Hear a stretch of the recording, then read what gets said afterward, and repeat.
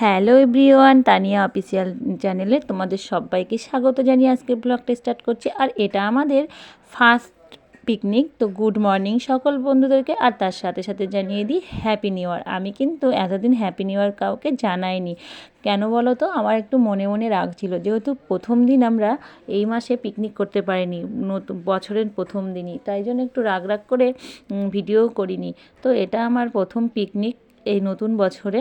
আর আমরা দেখো রেডি হয়ে গুছিয়ে বেরিয়ে পড়েছি। এখনও উপরে ছাদের পরে একটু শর্ট ভিডিও কটা করে নিলাম, আর মাঝখানে দেখো আমার মেয়ে আমি রেডি। তো আমাদের কেমন লাগছে অবশ্যই কিন্তু কমেন্টস করে জানিয়ে দিও, আর তোমরা পুরো ভিডিওটা দেখতে থাকো, তাহলেই মজা পাবে। তো দেখো আমরা কিন্তু একদম সবাই রেডি হয়ে গেছে। আরও একটু আমরা দেরি করেই যাব, যেহেতু ওখানে আর কাছাকাছি করছি পিকনিকটা, আমাদের বাড়ির কাছেই, বেশি দূরে না। তো আমরা দেখো বেরিয়ে চলে এসেছি কাছাকাছি। ওখানে আমাদের বাড়ি থেকে মনে হয় মোটর সাইকেলে 10 মিনিট লাগে। তো আমরা 10 মিনিট, আর দেখো পিছনে হলুদ, আর আমি যেহেতু হলুদ পরেছি একদম ম্যাচিং হয়ে গেছে। আর এইখানে পৌঁছে গেছি, এসে দেখি কেউ আসেনি, মানে যাদের জমি তারাই এসছে, তাদেরও আছে, তারাও করবে মানে আমাদের সাথেই। তো আমরা তাদের সাথে পিকনিক করছি আর কি। তো এই দেখো এখানে সবজি কত কি আছে, দেখছি কী কী আয়োজন করবে সেটাও আমরা জানি না, হঠাৎ করে আমাদেরকে বলেছিল। তো আমরা এসেছি, দেখো গাজর, টমেটো, ফুলকপি, শিম, আলু, পেঁয়াজ, পালং শাক হবে, আর ওই জন্য মিষ্টি কুমড়ো, বেগুন নিয়েছে। যেহেতু এখন বেগুনের তো দাম নেই বললেই চলে, বেগুন সস্তা হয়ে গেছে, ওই জন্য বেশি পড়ে আছে ওখানটায়। তো আমার মেয়ে দেখো হাঁটতে হাঁটতে ওইদিকে চলে যাচ্ছে, আমিও দেখে টেকে চলে গেলাম, যেহেতু কেউ নেই, বাচ্চা দুটো ঘুরে বেড়াচ্ছিলো। এদিকে গ্যাস সিলিন্ডার রেডি হয়ে আছে। তারপরে আমরা বললাম যে চল, তারপরে দেখছি আমরা একটু দাঁড়ানোর পরপরই সবাই চলে এসছে। এখানে আমরা তরি তরকারিগুলো সব কেটে কুটে নিলাম, গুছিয়ে নিলাম, একটু হেল্পারের কাজটা করলাম, যেহেতু আমি রাঁধুনি না, রাঁধুনি আরও আছে, সবাই যারা বসে আছে সবাই করবে। আর এই দেখো আমাদের খেতে দিয়ে টিফিন তানিয়া ভোগ বসাচ্ছে, ওর কিন্তু হয়ে গেছে খাওয়া।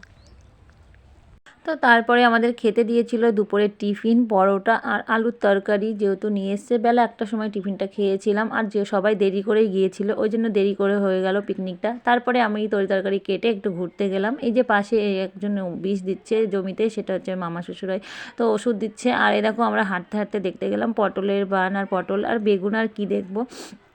তো তারপরে দেখো পটলের বানাতে কোনো পটল নেই, আমার মেয়ে বলছে দাদু পটল ছিঁড়বো, বলছে তুলে নে।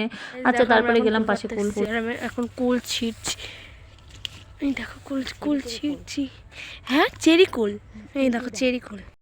গাইস, পিকনিক করতে করতে কুল দেখে আর লোভ সামলাতে একদমই পারিনি। দেখো আমি কুল বাগানে চলে এসেছি, আর কুলগুলো জাস্ট একবার দেখে নাও, এত সুন্দর লাল লাল কুল, খেতে ইচ্ছা হচ্ছে। তা আমি ভাবলাম এই পুরো আঙুর ফল ফেল, ঠিক আছে, এই আঙুর ফলগুলো আমি এখন খাবো। এই দেখো দারুণ টেস্ট, আর খুব মিষ্টি।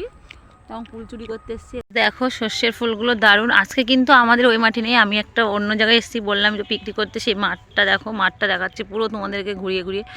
মাঠের দৃশ্যটা একবার দেখলে সত্যি মনটা ভরে যাচ্ছে। তার কারণ কেন বলো তো, এই যে একদিকে সর্ষে মানে হলুদ, একদিকে সবুজ, আর একদিকে নীল আকাশ, আর একদিকে হচ্ছে কপিতে ভরা, দেখো বাঁধাকপিতে একদম মানে ভর্তি।